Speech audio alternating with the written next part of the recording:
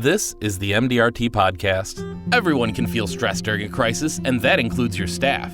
How can you make sure your team stays positive and focused? During a Zoom call on April 28th, Miliana, Jakarta, Indonesia. Lee Ong, Quezon City, Philippines. Anant Jain from Ranchi, India. shared how they are checking in with their staff during this difficult time to look ahead to future changes for the practice. So as far as staff is concerned, I'll tell you that I have a team of 7 people. And so firstly, what we have been doing for the last few days is we have started up with the Zoom calls from the end of March. I mean, as soon as the lockdown was announced. And one thing that talking to individually one-on-one. So this was the first ever time that they have done something technically and come up on something called Zoom and started up with meeting.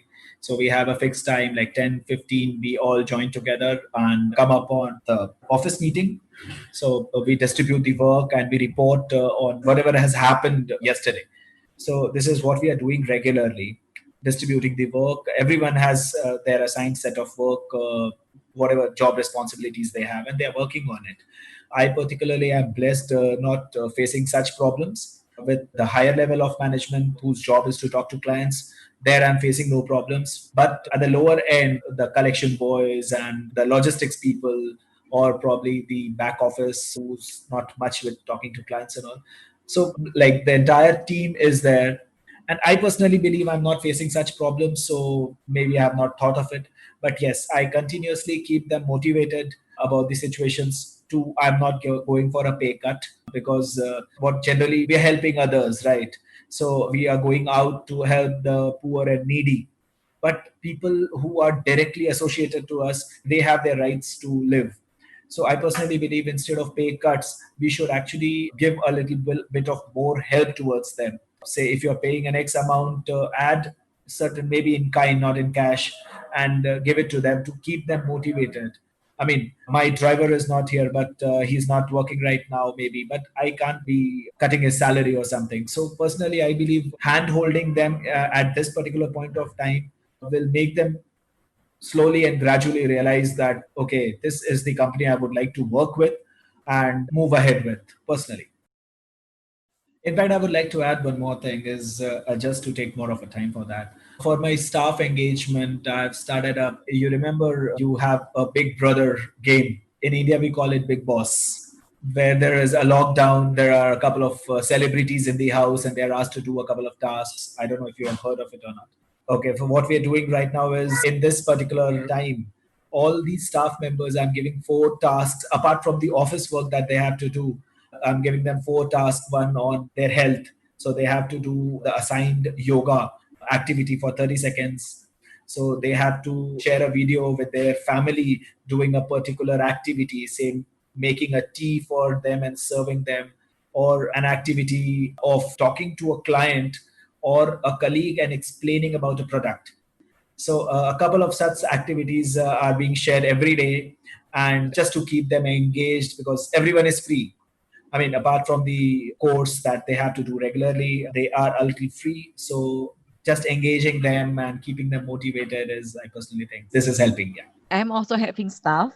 Of course, now my staff not so many things she can do because all the process become online. Such as previously, my staff handled the document for claims, but now my company already launched the e-claim, which is the client can just upload it their document of claim in the apps.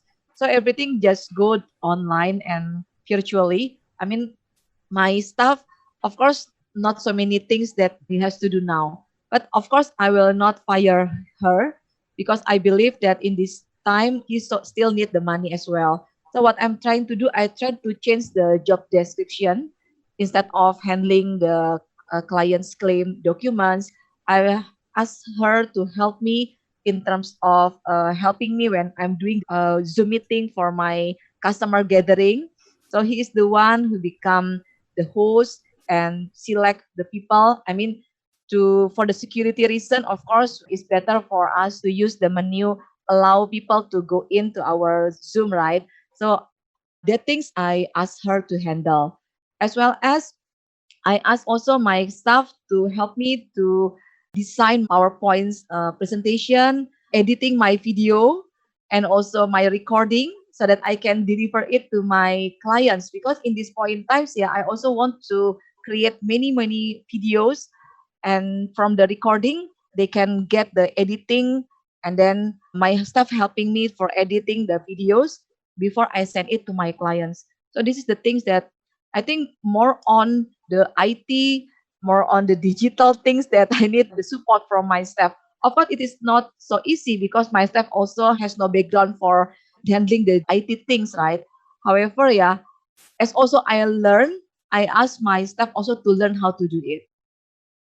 If there are company trainings available, then I enroll my staff to it and then provide additional benefit for healthcare. Also, the salary did not stop.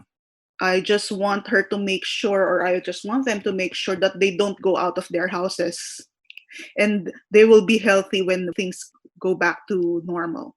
And also encouraging them to have an online training for self-improvement. So I'm not really giving them the task to do the business right now. So I'm handling everything on my end. As far as servicing and as far as the new applications coming, it's me who's handling it right now. Because I'm also aware of the data privacy that might be breached if I have to tell my staff to go online and facilitate the applications and the claims. So I do it on my end just to limit the data risk. Have you done anything to motivate staff members? Just making sure that they're okay, asking how they are every now and then, because they have to feel important and they have to feel secured about their job and security. Because as I was telling with my colleagues, if we need the money, they need it more than us. So it's our way of thanking them also for their services by not really cutting their income. Well, we are not obliged to pay them if they don't go to work, but this situation is different.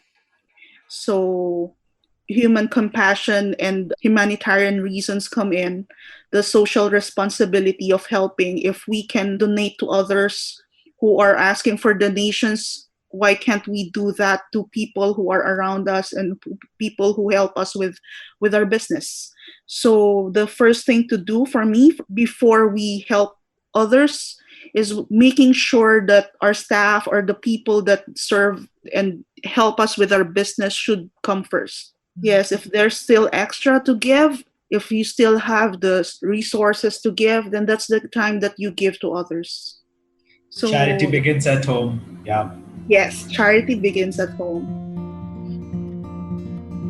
This episode is part of MDRT's podcast series about advisors adapting to the global health crisis and down market. If you'd like to subscribe, find us on Spotify and SoundCloud, and we'll see you next time.